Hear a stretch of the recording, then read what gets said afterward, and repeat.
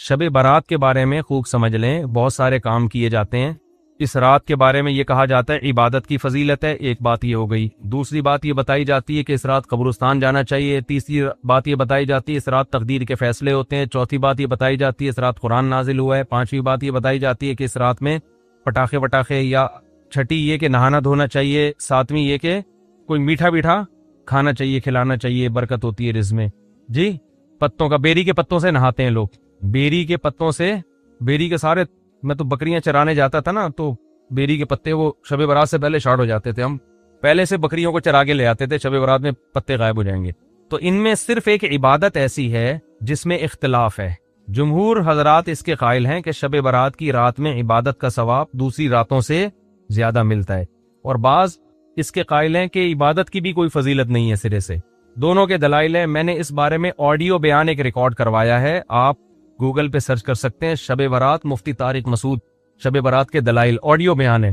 اس میں شب برات سے متعلق جتنی حدیثیں ہیں، ایک ایک حدیث کی سند پڑھ کے سنائی ہے ہم نے، ایک ایک حدیث کی سند، تو اس میں کوئی ایک حدیث بھی صحیح نہیں ہے۔ ہاں یہ ضرور ہے کہ شب برات کی رات کی عبادت پہ کئی ضعیف حدیثیں ہیں، تو اس لیے محدثین کا اصول ہے کہ جب بہت ساری ضعیف حدیثیں جمع ہوتی ہیں تو درجہ حسن تک پہنچ جاتی۔ اس لیے جمہور اس کے قائل ہیں کہ اس رات عبادت کرنی چاہیے، دوسری راتوں سے اس رات عبادت کا ثواب زیادہ ہے۔ تو کرنے کا کام صرف اور صرف اور صرف عبادت ہے بس۔ قبرستان کے بارے میں حدیث صحیح نہیں ہے۔ اگر فرض کر لو ہے صحیح، تو پوری زندگی نبی ایک بار قبرستان گئے ہیں اور آپ ہر سال جاتے ہو، پھر نبی اکیلے گئے ہیں چپکے سے رات کے اندھیرے میں، آپ جتھے بنا کے جاتے ہو، اور اندھیرے نہیں، وہاں لائٹنگ ہوتی ہے، تو یہ سنت تھوڑی ہے، تو خلاف سنت ہو گیا نا۔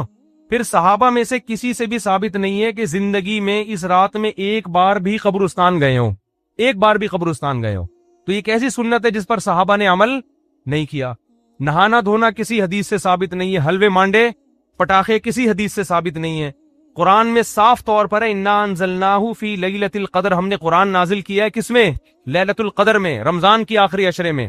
فیہا یفرق کل امر حکیم، سارے تقدیر کے سال بھر کے فیصلے اس شب قدر میں ہوتے ہیں۔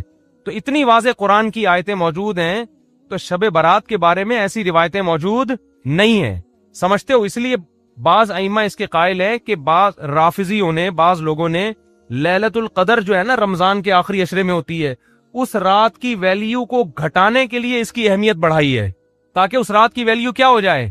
کم ہو جائے۔ تو اس کے مقابلے میں اس رات کو لا کے کھڑا کر دیا۔ جو سارے فضائل لیلۃ القدر کے تھے وہ کہاں چسپا کر دیے؟ 15 شعبان۔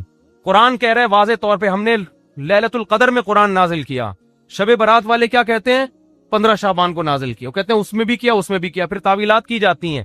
لیکن ایک بات قرآن اتنے واضح انداز میں بیان کر رہے ہیں، تو جو فضیلت جس رات کو حاصل ہے وہ اسی رات کو دینی چاہیے۔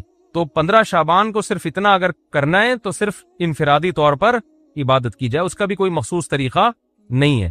تو باقی یہ قبرستان والی جانے والی بات بھی کمزور ہے، اور اس رات میں فیصلوں والی اور حلوے مانڈے اور تہوار تو رات کو اسلام میں ہوتے ہی نہیں ہیں۔ اسلامی تہوار تو دن میں ہوتے ہیں، خوشی دن میں منائی جاتی ہے۔ اسلام میں راتیں عبادت یا نیند کی ہیں، خوشیوں کی راتیں نہیں ہوتی، چراغا نہیں ہوتا۔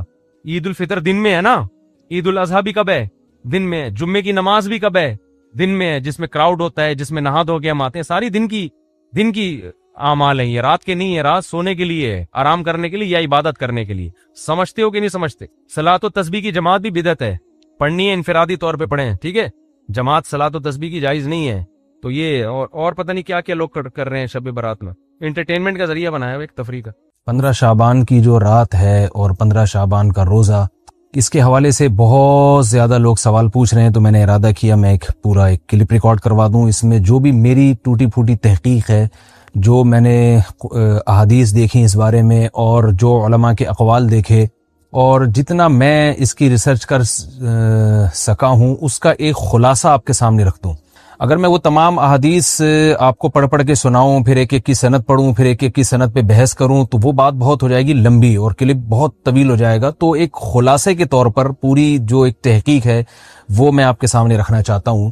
تو 15 شعبان کی جو رات ہے، جس کو شب برات کہا جاتا ہے، اس کا نام شب برات کسی بھی حدیث سے ثابت نہیں ہے، اس لیے عرب اس کو اکثر لیلۃ النصف من شعبان کہتے ہیں، کہ شعبان کے جو نصف ہے اس کی رات۔ خیر، اس کا نام شب برات ہو، اگر اس وجہ سے برات کے اس میں اللہ تعالیٰ کہا جاتا ہے کہ جہنم سے بری کر دیتے ہیں، تو اس وجہ سے کسی نے نام دے دیا ہو تو ایک الگ بات ہے، لیکن اس رات میں ہوتا کیا کیا ہے، لوگ کیا کیا کر رہے ہیں، اس کی کیا شرعی حیثیت ہے، تو میں نمبر وار انشاءاللہ اس کو تفصیل سے بیان کروں گا۔ کچھ چیزیں تو ایسی ہیں جو بالکل ہی غیر ثابت ہیں، ان میں اس رات میں مٹھائی، حلوہ یا مختلف قسم کے حلوے پکا کے لوگوں میں بانٹنا، اور اس رات میں نہا دھو کے تیار ہونا، یہ اچھے کپڑے پہننا، ان دو چیزوں کو پہلے میں انشاءاللہ بیان کروں گا۔ دیکھیے، اسلام میں راتوں کے تہوار کا کوئی تصور نہیں ہے۔ اسلام میں جتنے بھی تہوار ہیں وہ دن کی روشنی میں ہیں۔ عید الفطر، عید الاضحیٰ، یہ ہمارے دو تہوار ہیں جس میں ہم سیلیبریٹ کرتے ہیں ایک دوسرے کو، یہ دن کی روشنی میں ہمیں بتائے گئے ہیں۔ غیر مسلموں کے تہوار رات کو ہوتے ہیں، جیسے عیسائیوں کے تہوار کرسمس آپ دیکھیں رات کو ہوتا ہے۔ تو اس کی وجہ یہ ہے کہ اسلام نے دن کی روشنی میں تہوار رکھے ہیں۔ بہت ساری حکمتیں اس میں ہو سکتی ہیں، پوری حکمتیں تو ہم نہیں جانتے، لیکن کچھ سرسری غور سے کچھ حکمتیں ہمارے سامنے آتی ہیں کہ رات کا وقت ایسی چیز ہے جو اللہ نے عبادت کے لیے بنایا یا آرام کرنے کے لیے، سونے کے لیے بنایا۔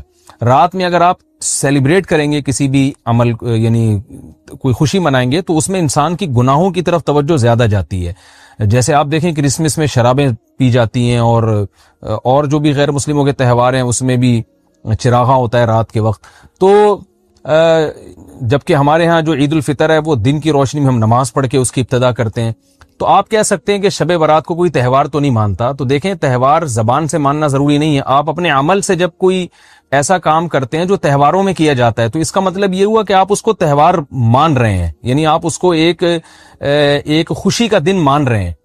تو نہانا دھونا یا کھانے پکا کے لوگوں میں تقسیم کرنا یا خود کھانا، اور خاص طور پہ حلوہ یعنی میٹھا، یہ چیزیں تہواروں کے موقع پر ہوتی ہیں۔ جیسے ہم عید الفطر والے دن صبح سوئیاں بناتے ہیں، میٹھا بناتے ہیں، کھاتے ہیں، لوگوں کو کھلاتے ہیں، نہاتے ہیں، اچھے کپڑے پہنتے ہیں۔ جمعے والے دن بھی، جمعے میں بھی عید کا عنصر ہے، حدیث میں اس کو بھی عید قرار دیا، اس دن بھی ہم نہا دھو کے کپڑے پہنتے ہیں۔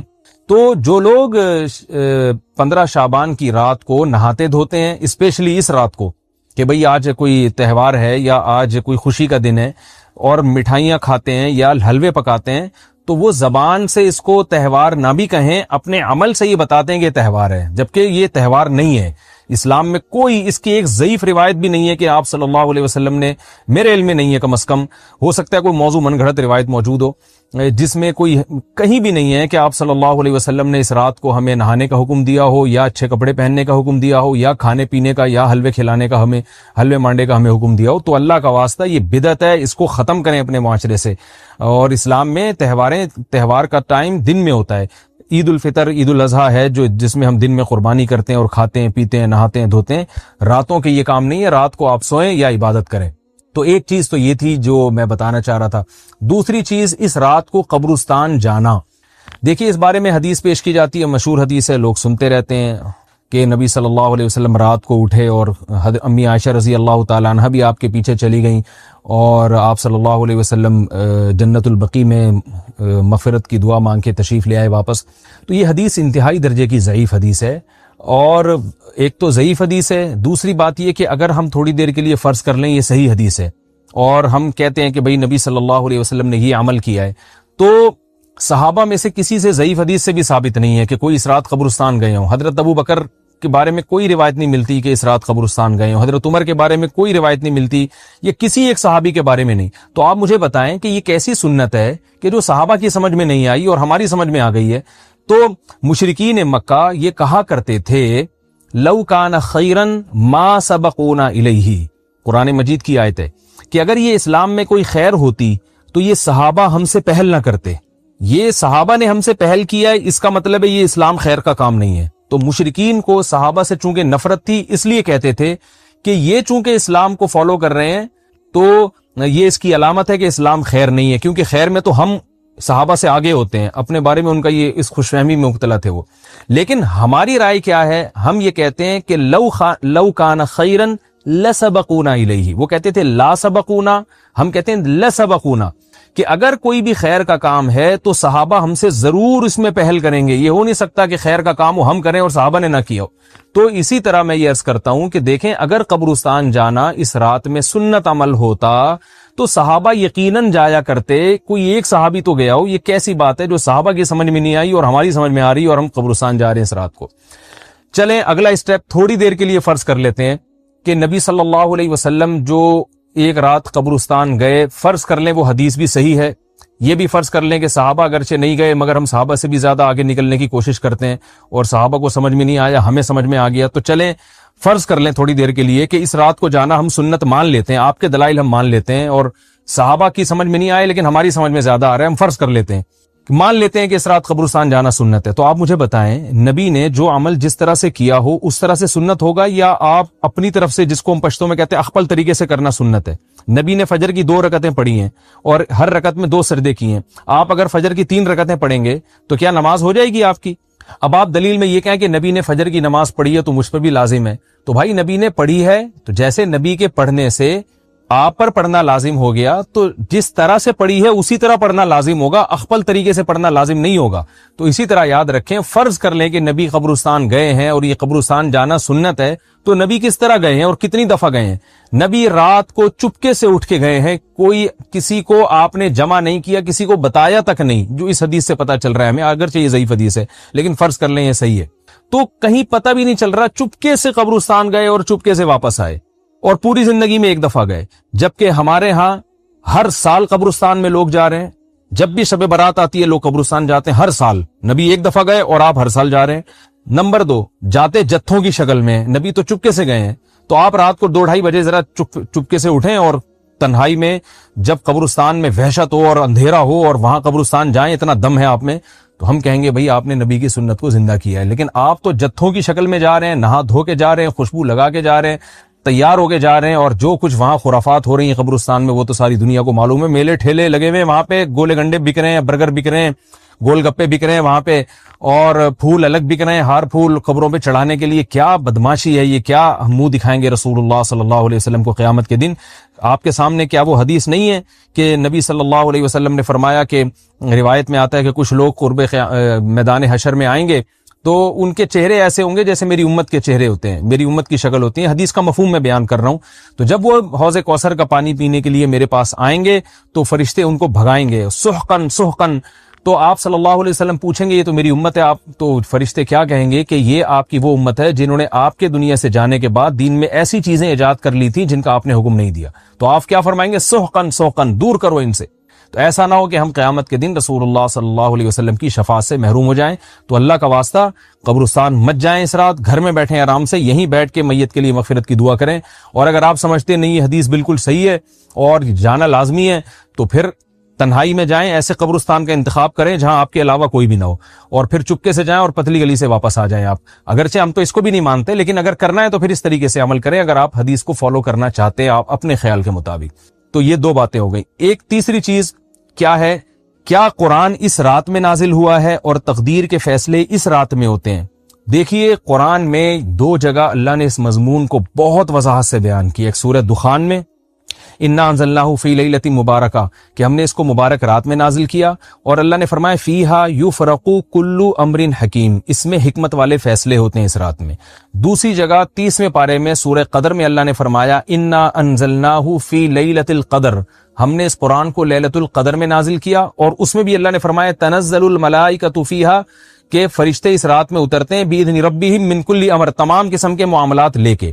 تو یہاں بھی اللہ بتا رہے ہیں کہ جو 1 سال کے فیصلے جس رات میں ہوتے ہیں اور فرشتوں کے حوالے کیے جاتے ہیں وہ رات اور قرآن کے نازل ہونے والی رات ایک ہی ہے، یہ الگ الگ راتیں نہیں ہیں۔ اور سورہ قدر میں اللہ نے فرما دیا واضح لفظوں میں کہ وہ لیلۃ القدر کی رات ہے۔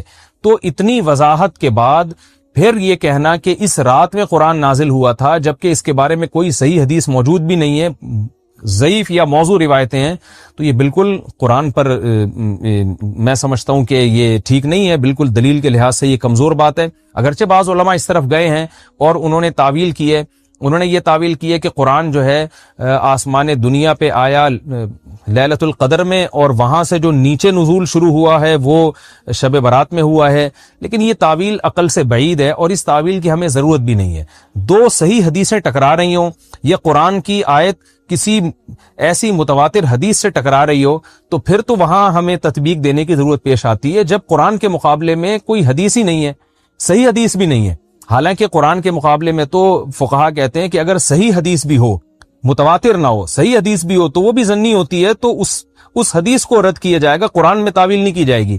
لیکن یہاں تو صحیح حدیث بھی نہیں ہے, یہاں تو ایک ضعیف روایت ہے اور ضعیف اقوال ہیں, آپ اس کو کیسے قرآن کے مقابلے میں لا سکتے ہیں؟ تو جو بالکل بے غبار بات ہے وہ یہی ہے کہ اللہ تعالیٰ نے قرآن مجید کو لیلۃ القدر میں نازل کیا, جو رمضان کے آخری عشرے میں ہوتی ہے, اور اسی لیلۃ القدر میں فیصلے بھی ہوتے ہیں. اور بعض لوگ کہتے ہیں اس میں حرج کیا ہے کہ ہم 15 شعبان کو بھی فرض کر لیں, اس میں قرآن نازل ہوا اور لیلۃ القدر میں بھی. بھائی اس سے لیلۃ القدر کی ویلیو کم ہوتی ہے. اللہ تو لیلۃ القدر کی ویلیو بڑھا رہے ہیں کہ یہ ایسی رات ہے جس میں 1 سال کے فیصلے بھی کر دیے جاتے ہیں, اور اس میں قرآن مجید کا نزول بھی شروع ہوا. تو جس رات کو اللہ نے جو پروٹوکول دیا ہے وہی پروٹوکول اس کو دینا چاہیے, آپ اس کو کسی اور رات کو نہ دیں وہ پروٹوکول. تو یہ تیسرا مسئلہ ہوا. پہلا مسئلہ حلوے مانڈے کا اور نہانے دھونے کا, وہ بھی غلط ہے. دوسرا مسئلہ قبرستان جانے کا, وہ بھی ٹھیک نہیں ہے. تیسرا مسئلہ کہ اس رات میں قرآن نازل ہوا اور فیصلے ہوتے ہیں, یہ تیسری بات بھی غلط ہے. نہ تو اس رات میں قرآن نازل ہوا اور نہ اس رات میں فیصلے ہوتے ہیں. چوتھی چیز کہ کیا اس رات کی میں عبادت کی کوئی فضیلت ہے سرے سے یا نہیں ہے, یہ ایک علمی مسئلہ ہے. تو اس بارے میں خوب اچھی طرح سمجھ لیں کہ اس بارے میں جتنی بھی احادیث ہیں جو اس رات کی فضیلت کے بارے میں ہے کہ بنو کلب کی بکریوں کے برابر مغفرت ہوتی ہے اور بکریوں کے بالوں کے برابر, اور یا جو بھی اس بارے میں روایات ہیں کہ سب کی بخشش ہو جاتی ہے سوائے اس شخص کے جو کسی کے دل میں کینہ رکھتا ہے, تو یہ جتنی اس رات کی فضیلت میں احادیث ہیں, تو ایک بات تو خوب اچھی طرح سمجھ لیں, اس پر تمام محدثین کا, جہاں تک میں نے دیکھا ہے, تمام محدثین کا اتفاق ہے کہ اس کی فضیلت میں صحیح حدیث ایک بھی نہیں ہے. اس رات کی فضیلت میں ایک بھی صحیح حدیث موجود نہیں ہے. لیکن ضعیف